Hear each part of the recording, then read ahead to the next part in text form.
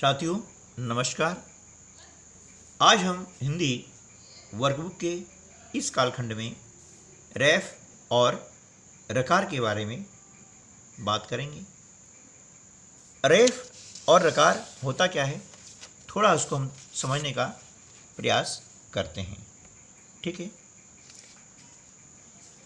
रैफ कब लगाते हैं, रकार कब लगाते हैं, ये थोड़ा सा हमें समझना होगा। रैफ को जो है इस चिन्ह के द्वारा दर्शाया जाता है। जैसे आपने लिखा सूर्य, है ना, ये सूर्य, तो यह के ऊपर जो ये चिन्ह है, जो निशान है, इसे हम रैफ कहते हैं।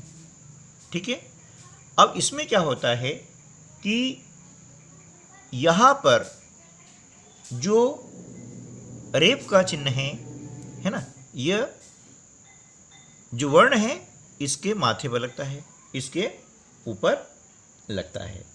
इसका अर्थ ये हुआ कि ये जो है र का एक रूप होता है ना, र का एक रूप होता है जिसे हम रेफ कहते हैं, आधा र। हमने इसके पहले संयुक्त अक्षर वाले शब्द पढ़े थे। जिस उदाहरण के लिए ये इस प्रकार से लिखा था हमने, पक्का। इसके अंतर्गत ये जो क है, ये आधा क है ना, यानी इसमें स्वर शामिल नहीं है। अब आधा क मतलब ये क के नीचे ऐसा हलंत लगाया जाता है। इस चिन्ह का नाम है हलंत, जिसे हम पदेन भी कहते हैं, पदेन, है ना। रकार का दूसरा नाम पदेन भी है। रकार में एक चिन्ह ऐसा होता है और ये चिन्ह ऐसा आता है, इसे हम हलंत बोलते हैं। और ये किसी भी वर्ण को आधा लिखने के लिए प्रयुक्त किया जाता है, यानी जिस वर्ण के नीचे यह हलंत का चिन्ह होता है अर्थात वह आधा वर्ण कहलाता है। तो ये क आधा हो गया, यानी इस प्रकार से लिखा। अब र को हम आधा लिख नहीं सकते हैं, है ना, तो क्या किया, उसके लिए चिन्ह होता है रैफ, है ना। ठीक है, इसका अर्थ ये हुआ, देखिए एक हम और देखते हैं, जैसे धर्म। इसमें क्या होता है कि आपका ध तो पूरा रहता है और ये जो रैफ है ये आधा र है, यानी इस प्रकार से ये, और उसके बाद म पूरा है। तो क्या होता है कि जब र आधा बोला जाता है तो यह जिस वर्ण के पहले बोला जाता है ना, उसके माथे पर रेफ का चिन्ह आता है।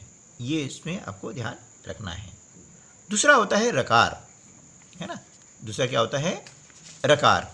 रकार में क्या होता है ना, रकार देखिए कि इस तरह का जो चिन्ह होता है ना, इसमें क्या होता है कि र के पहले जो वर्ण आता है, जैसे उदाहरण के लिए हम बात करते हैं प्रभा, है ना, क्या लिखा हमने, प्रभा। इसका मतलब ये हुआ कि आधा प, उसके बाद में आएगा पूरा र, और फिर भ, और भ के बाद में आता है आ, ये आ की मात्रा है। ठीक है ना। ये तो ध्यान रखना है कि जब र के पहले जो वर्ण वादा है, जब आधा आता है तो र जो है पदेन यानी रकार के रूप में, है ना, ये इस प्रकार से, ये रकार, तो रकार के रूप में वह लिखा जाता है। ठीक है, अब इसका रकार का एक रूप और होता है, आपने इस प्रकार से देखा होगा, जैसे हम लिखते हैं राष्ट्र, क्या लिखते हैं, राष्ट्र, या ट्रक, है ना, ड्रम या ड्रामा लिखते ना, या ड्रग। तो ये भी क्या है, रकार है। ये र का दूसरा रूप है। और यहाँ पर ऐसा क्यों है, क्योंकि यहाँ पर जो वर्ण है ट और ड, है ना, इनकी बनावट अलग है। ठीक है, इस कारण से यहाँ पर रकार इस तरह से लगाया जाता है। तो समझ में आया ना। इस रकार को हम पदेन के नाम से भी जानते हैं। तो चलिए अब हम शुरू करते हैं इस पर आधारित अभ्यास क्रमांक 181। ठीक है दोस्तों, और यदि आपको वीडियो अच्छा लगा है तो इसको लाइक करें और अपने अन्य दोस्तों को भी शेयर करें। और यदि अभी तक आपने सब्सक्राइब नहीं किया है तो वीडियो के नीचे दाहिनी तरफ लाल रंग का सब्सक्राइब लिखा हुआ है, उसे प्रेस कर दें तो वह भूरे रंग में परिवर्तित हो जाएगा। और यदि आपने सब्सक्राइब चैनल को कर रखा है तो आपको बहुत बहुत धन्यवाद। तो चलिए शुरू करते हैं अभ्यास क्रमांक 181। निम्नलिखित शब्दों में से रेफ रकार शब्दों को छांट कर अलग अलग लिखिए। आप देख रहे हैं कि यहाँ पर कुछ शब्द दिए गए हैं। इन शब्दों में कुछ रेफ वाले हैं और कुछ रकार शब्द हैं।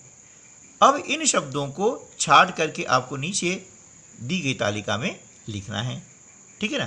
तो रेफ समझ गए ना कि जहाँ पर इस तरफ का चिन्ह होता है ना, वर्ण के ऊपर इस तरह का चिन्ह होता है, इसे हम रेफ कहते हैं, है ना। तो हमने लिखा, जैसे उदाहरण के लिए मैं लिखता हूँ ये वर्ग, यहाँ लिखा हमने वर्ग, क्या पढ़ेंगे वर्ग।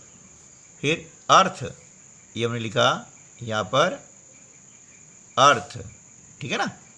फिर ये प्रकाश, है ना, प्रकाश, तो इसमें नीचे रकार है, ये हमने लिखा यहाँ प्रकाश, ठीक है ना।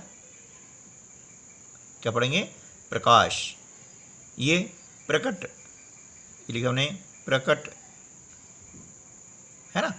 फिर आया अर्क, ये हमने लिखा यहाँ पर अर्क, ऐसा बोलेंगे, है ना, अर्क। वर्ण, ये भी रेफ है, इस प्रकार से वर्ण। वज्र, ये हमने लिखा वज्र, इस प्रकार से, ठीक है ना। उसके बाद प्रथम, ये हमने लिखा प्रथम, है ना। फिर उसके बाद आता है आक्रमण, है ना, ये हमने लिखा आक्रमण, ठीक है ना। फिर सर्व, ये रेफ हो गया, ये रेफ वाला शब्द सर्व। उसके बाद में स्वर्ग, ठीक है। उसके बाद में है नर्क, ये नर्क ऐसा लिखा जाता है, ठीक है ना। और ब्रज, ये हमने लिखा ये रकार में, इस प्रकार से ब्रज, ठीक है। चलिए अब हम आते हैं अभ्यास क्रमांक 182 पर। तो समझ आ गया ना आपको कि रेफ और रकार में क्या अंतर है, इनकी पहचान क्या है, और इनको अब हमें क्या करना है कि ये जो आपको दिए गए शब्द, इनका वर्ण विच्छेद करके लिखना है। वर्ण विच्छेद मतलब वही कि इनमें से कौन सा वर्ण आधा आएगा और कौन सा पूरा आएगा, इसको हम लिखना है अलग अलग प्रकार से। जैसे उदाहरण के लिए यहाँ पर दिया गया है प्रभा। अब प्रभा में हम देख रहे हैं कि प आधा है ना, प क्या है आधा, यानी इस प्रकार से नीचे लगाया हलंत आधा प के लिए। फिर र पूरा आ गया है ना। फिर से क्या आएगा भ, और भ में लगी आ की मात्रा, ये इस प्रकार से ये कहलाता है वर्ण विच्छेद, है ना। ये शब्द दिया गया है और शब्द को हम लिख रहे हैं वर्ण विच्छेद के रूप में, ठीक है ना। अब अर्ज, ये क्या लिखा है अर्ज, तो इसमें क्या हो गया अ पूरा हो गया है, र आधा है, ये नीचे लगाया हलंत, और उसके बाद में आ जाएगा ज, ठीक है ना। अब लिखा है धर्म, ध में क्या होगा ये ध पूरा आएगा, र ये आधा, और ये म, इस प्रकार से।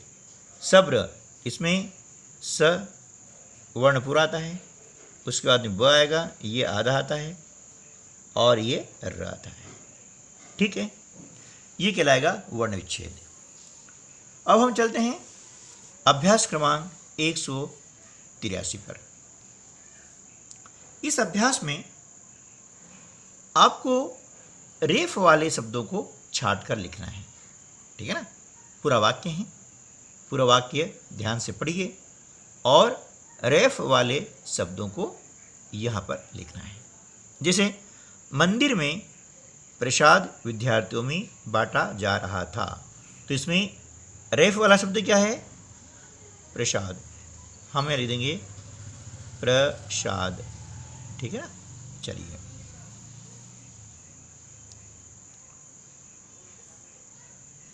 सॉरी, ये रकार वाला है ना, ये हमें रेफ वाला लिखना था, ये थोड़ा सा गलत हो गया।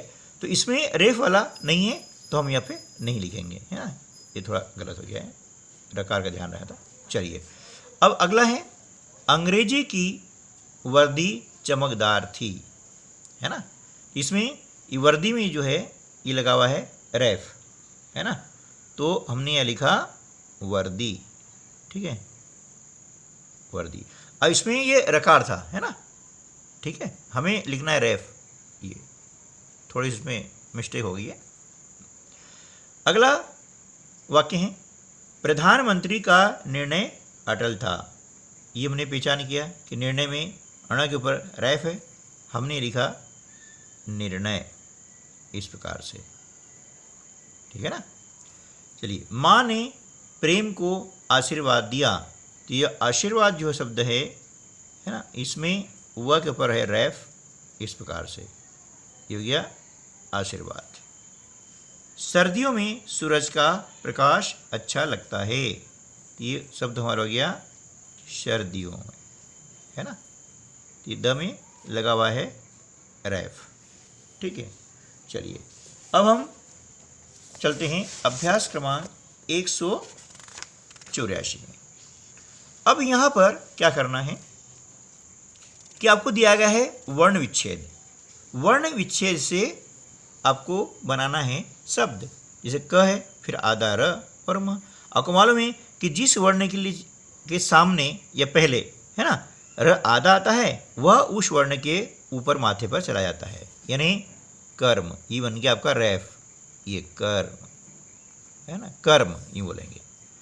अब ये क आधा है, फिर अ और फिर अ, मतलब आ, है ना, तो यह फिर आधा र, य और अ, तो ये हो गया कार्य। क्या हो गया ये? कार्य, है ना, इस प्रकार से। क आधा है, र पूरा है, तो अब र पूरा है, क आधा है, मतलब ये क्या हो जाएगा? रकार, यानी क्रम, इस प्रकार से क्रम, है ना। ये कर्म और ये क्रम, दोनों में ध्यान रखना है। यहाँ पर काफ़ी बच्चे गलती करते हैं इसको पढ़ने में, ठीक है ना। चलिए, अब हम बात करते हैं अभ्यास क्रमांक 185। इसमें कुछ वाक्य दिए गए हैं और इसमें हमको रकार वाले शब्द छांटना है ना। जैसे हमने अभ्यास क्रमांक 183 में किया था कि रेफ वाले शब्दों को छांटा था, अब हम रकार, रकार मतलब वर्ण के नीचे, जैसे लिखा प्रकाश, माता ने प्रकाश को आशीर्वाद दिया, हमें छांटना है रकार वाले शब्द। इन्हें रकार क्या हो गया? ये प्रकाश, है ना, प्रकाश, ठीक है। और आशीर्वाद क्या हो जाएगा? ये रेफ वाला शब्द हो जाएगा, ठीक है। समझिए ना, दोनों में अंतर क्या है। अगला वाक्य है छात्र के प्रणाम करने पर शिक्षक ने आशीर्वाद दिया, तो इसमें प्रणाम जो है ये रकार वाला शब्द है, हमने लिखा है यहाँ पर प्रणाम, ठीक है ना। चलिए, नेक्स्ट है सूर्य का प्रकाश लाभकारी होता है। हम देख रहे हैं कि इस वाक्य में रकार वाला शब्द नहीं है, हमने इसको खाली छोड़ दिया है, ठीक है। यहाँ पर क्या है? ये सूर्य, ये रेफ वाला है, ये आपको पहचानना है कि रेफ वर्ण के ऊपर लगती है ना, माथे पे जैसे चोटी होती है ना, इस प्रकार से, ठीक। चौथा, राम सभी विद्यार्थियों में प्रथम आया, विद्यार्थियों में, है ना, थ के ऊपर रेफ है, हमने शब्द लिखा ऐसा ऐसा, है ना, विद्यार्थियों, ठीक है। अगला है पुष्प और प्रसून फूल के पर्यायवाची हैं, रकार वाला शब्द है प्रसून, ये हमने लिखा प्रसून, है ना, ठीक है। और पर्यायवाची कौन सा शब्द है? बिल्कुल सही, पहचान गए ना। हाँ, तो पर्यायवाची रेफ वाला शब्द है, क्योंकि यह के माथे देखो ये चिन्ह बना हुआ है, ठीक दोस्तों। तो उम्मीद है कि आपको ये वीडियो अच्छा लगा होगा और रेफ और रकार के बारे में आपने जो जाना उससे आपको इस अवधारणा के बारे में, इस अवधारणा को समझने में आसानी हुई होगी और रेफ और रकार में अंतर करना या उनको पहचानना आपके लिए आसान हुआ होगा, ऐसे मुझे आशा है। तो मिलते हैं अगले वीडियो में, तब तक के लिए नमस्कार, जय हिंद, जय भारत।